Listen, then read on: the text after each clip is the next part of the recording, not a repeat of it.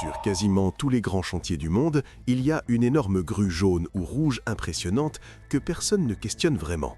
Elle est là, elle travaille, elle domine le ciel. Et pourtant, peu de gens savent qu'elle est née ici, en France.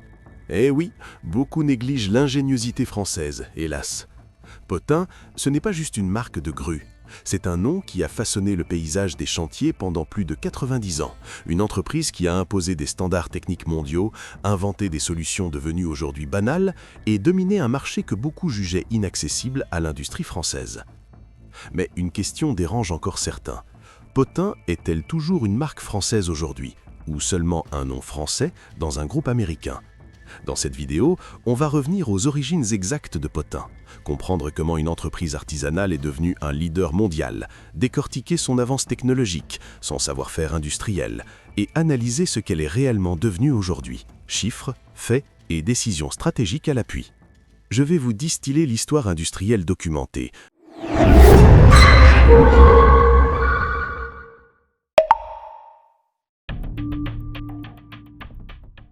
L'histoire de Potain commence en 1928, quand Faustin Potain, originaire du Brionnais, crée sa propre société à la Clayette, en Saône-et-Loire. À l'origine, ce n'est pas encore une usine de grues, mais un atelier de mécanique pour le bâtiment et les travaux publics, fondé sur une connaissance pratique des chantiers qui deviendra une caractéristique permanente de la marque. Ce même Faustin est déjà un inventeur. En 1930, il dépose un brevet pour un lien d'échafaudage dit indécrochable, puis développe un monte-charge mécanique à manivelle fixé sur échafaudage. C'est cette capacité à inventer et à répondre à des problèmes concrets du chantier qui donnera très vite une dimension industrielle à son entreprise. En 1931, l'entreprise déménage son atelier avenue de Noblet à la Clayette, puis met sur le marché sa première grue. C'est un moment essentiel. Potain n'est plus seulement un fabricant d'outillage auxiliaire, mais une entreprise de levage mécanique. Restez concentrés, il faut comprendre l'importance de cette étape. Dans l'avant-guerre, la plupart des grues sur chantier sont encore rudimentaires, tirées par des câbles dépendantes de treuils de fortune ou de mécanismes peu fiables. La première grue Potain apporte une solution plus structurée et plus adaptée aux besoins croissants d'élévation sur les chantiers modernes. Suite à cela, Potain lance une gamme de grues sous la marque Récor, qui diffuse des modèles plus élaborés, pensés pour être utilisés de façon répétée sur les chantiers. Ce n'est plus uniquement de la fabrication artisanale, on sort de la pièce unique pour entrer dans une production pensée pour la répétition et l'usage intensif. Cette étape marque aussi le début de la reconnaissance de Potain dans le milieu professionnel du BTP. Les entreprises de construction françaises commencent à se tourner vers ces grues plus fiables et plus adaptées à leurs besoins. Faustin Potain a compris une chose essentielle que beaucoup d'industriels oublient trop souvent, le chantier n'attend pas la théorie, il attend la performance réelle. Pendant la Seconde Guerre mondiale, Potain ne cesse pas son activité. Au contraire, l'entreprise travaille en sous-traitance pour Schneider Company au Creusot, ce qui lui permet de maintenir une activité industrielle stable malgré les difficultés de l'époque. Cette période est difficile pour toute l'industrie européenne, mais pour Potain, elle représente aussi un moment d'accumulation d'expériences techniques, notamment en production de structures métalliques lourdes, systèmes de levage et fabrication sous contrainte. Ce savoir-faire va être décisif à la Libération. Dès 1946, après la Libération, l'entreprise relance ses activités pleinement. Jean Nolly est chargé de perfectionner la gamme Record, signe que l'entreprise adopte une démarche systématique d'innovation. La reconstruction de la France exige du matériel robuste, capable de soulever plus vite et plus haut qu'avant la guerre. C'est dans cette période que Potain commence à développer les éléments qui feront sa réputation mondiale. Tours verticales, flèches horizontales, composants modulaires et une approche de conception industrielle fortement orientée chantier. Les années 1950 sont celles de l'industrialisation du BTP. Les chantiers d'après-guerre deviennent plus grands, plus complexes, plus exigeants et requièrent du matériel à la hauteur de cette ambition.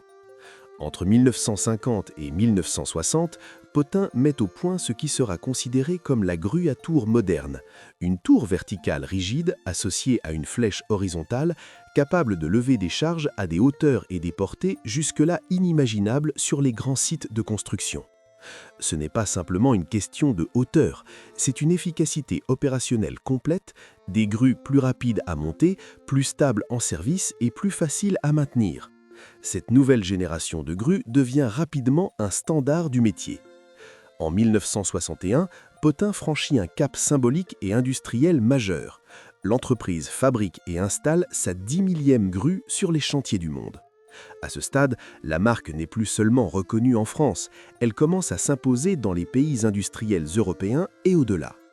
C'est également le signe d'un changement d'échelle complet. Potain a cessé d'être un petit fabricant rural pour devenir un acteur industriel intégré avec plusieurs gammes, une capacité de production sérieuse et une vision stratégique tournée vers l'international. Cette chronologie n'est pas une succession d'années chiffres, elle montre une logique industrielle claire.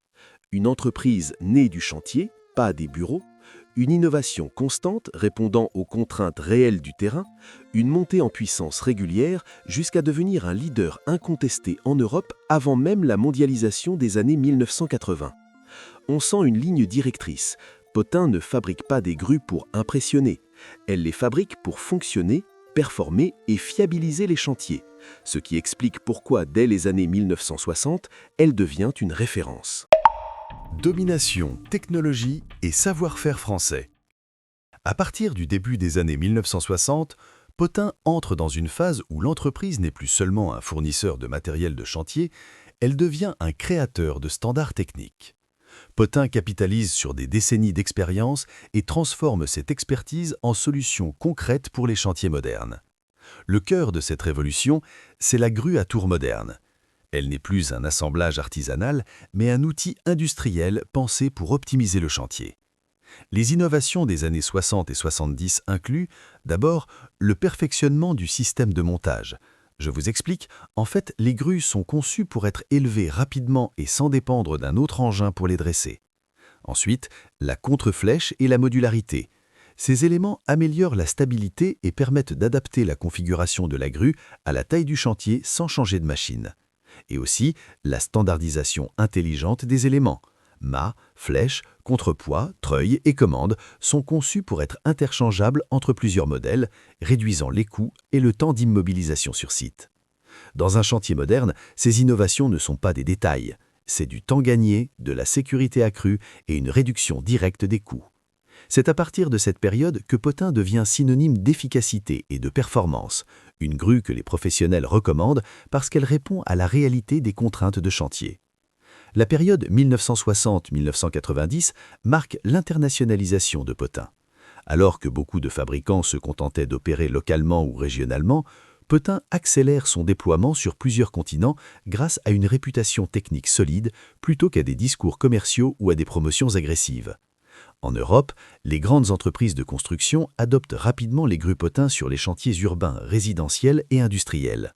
Elles deviennent un réflexe pour les responsables techniques qui savent qu'une grue Potain est robuste, adaptable et maintenable facilement. Très vite, cette adoption dépasse l'Europe. Dans les années 1970 et 1980, Potain est présente au Moyen-Orient, en Afrique, en Asie et en Amérique latine sur des projets de toute taille et de toute complexité. Les grues Potain ne sont plus une option secondaire, elles sont dans la rotation des machines des grands groupes internationaux. Le succès de Potain dans cette période vient du fait que les grues fonctionnent là où les autres peinent, sur les bâtiments hautains des centres-villes, sur les complexes industriels exigeants, sur les chantiers d'infrastructures lourdes. Même si les catalogues Potain d'aujourd'hui listent plus de 60 types de grues pour différents besoins, cette diversité remonte aux bases techniques solides posées dans cette période: modularité, robustesse, polyvalence. Ce qui distingue Potain n'est pas seulement une innovation isolée, mais un savoir-faire industriel continu fondé en France. Jusqu'à la fin des années 1980, Potain s'appuie sur des usines et des services en France où des ingénieurs et techniciens locaux structurent production, contrôle qualité et retour terrain. Par exemple, l'usine de Moulins-sur-Allier, ouverte en 1959, devient l'un des centres de production principaux des modèles de grues à tour. Des lignes spécialisées dans la découpe et l'assemblage des éléments de mât sont mises en place pour assurer une qualité constante. Cette organisation industrielle a deux conséquences concrètes. Culture qualité, Les grues sont conçues pour durer, avec des composants dimensionnés pour des décennies de services intensifs sur chantier. L'ingénierie locale permet des itérations rapides et des améliorations basées sur des données réelles d'utilisation. Contrairement à des machines plus jetables, les grues potins de plusieurs décennies continuent à fonctionner même après des rotations massives. Les pièces peuvent être réparées ou remplacées sans dépendre d'une usine lointaine. À ce stade, Potain n'est plus seulement un fabricant français de grues. Elle est une référence mondiale, respectée pour son innovation, son efficience technique et la solidité de ses machines. Mais cette domination arrive dans un monde qui change, la mondialisation de l'industrie, la concentration des acteurs et la logique des grands groupes internationaux vont transformer l'identité même de Potain. Potain aujourd'hui, marque française ou héritage français. Un tournant majeur de l'histoire de Potain survient le 4 mars 2001, lorsque Manitowoc Cranes, un géant américain du levage, acquiert officiellement Potain pour environ 300 millions de dollars. Jusqu'à cette acquisition, Potain était resté une entreprise à forte identité française, même si son marché était déjà global. Avec ce rachat, Potain ne devient pas simplement un fournisseur indépendant, elle intègre une stratégie industrielle mondiale.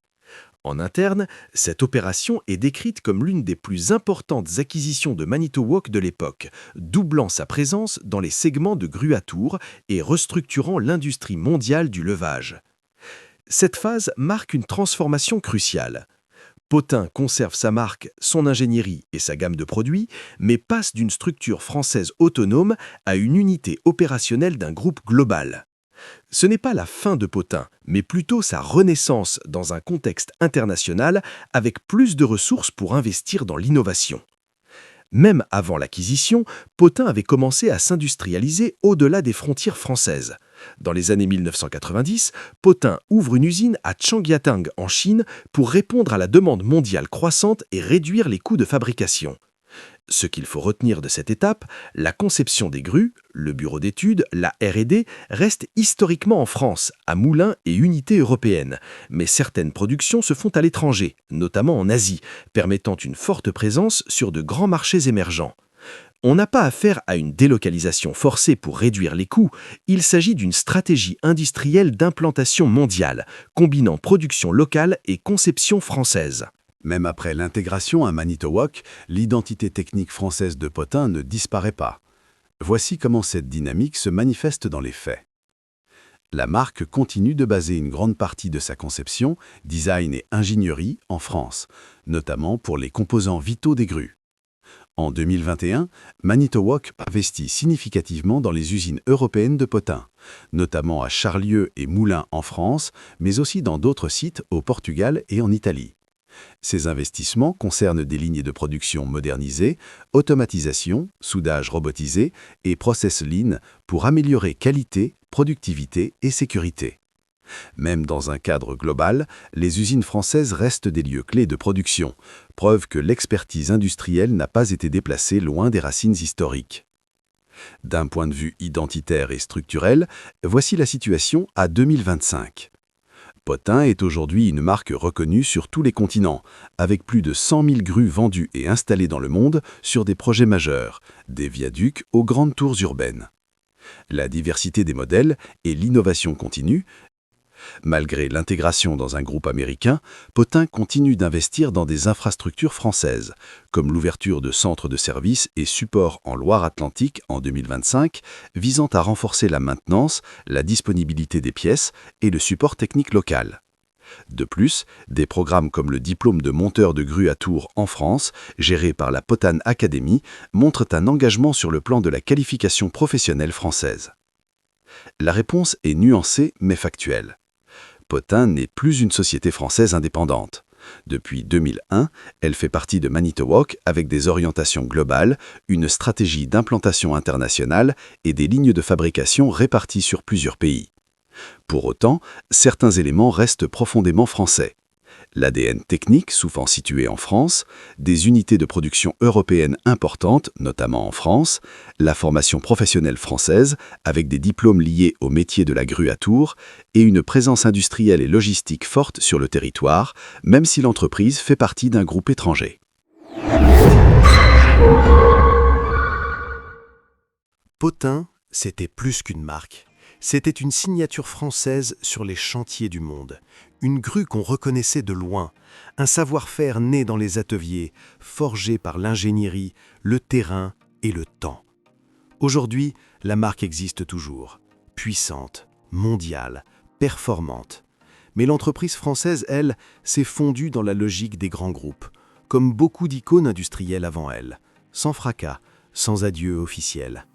Il reste pourtant quelque chose d'essentiel. Des grues qui tiennent debout après 30 ou 40 ans, une conception qui a changé la manière de construire et une trace française indélébile dans l'histoire du BTP mondial. La question n'est donc pas « Potain est-elle encore française ?» La vraie question c'est « Combien de marques comme elle avons-nous laissé disparaître sans le remarquer ?»